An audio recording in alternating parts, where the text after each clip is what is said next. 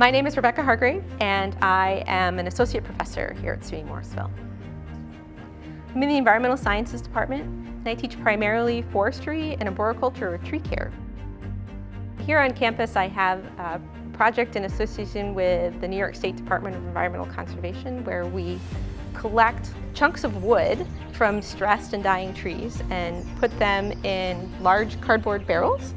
And then we collect the insects that come out of them in little collection jars. And we're primarily looking for the beetles that come out of the wood to see if there are undocumented species of beetles in the trees. Beetles are attracted to stressed trees, and so this is a way to kind of capture those and identify them. And so the students help me locate and then collect wood samples, put them in the barrels, and then we check the barrels every couple of weeks for the insects. And then in their forest protection course, the students learn how to identify insects, and so they take their turn at identifying the beetles, and then we send them up to the DEC for proper identification.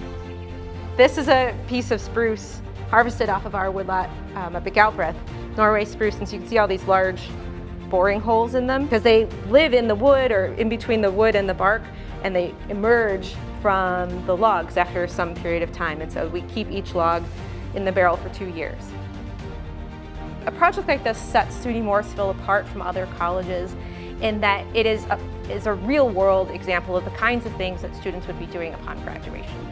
And so we, through the process of collecting these insects, cataloging them, identifying them, that is something that they might have to do in a real career.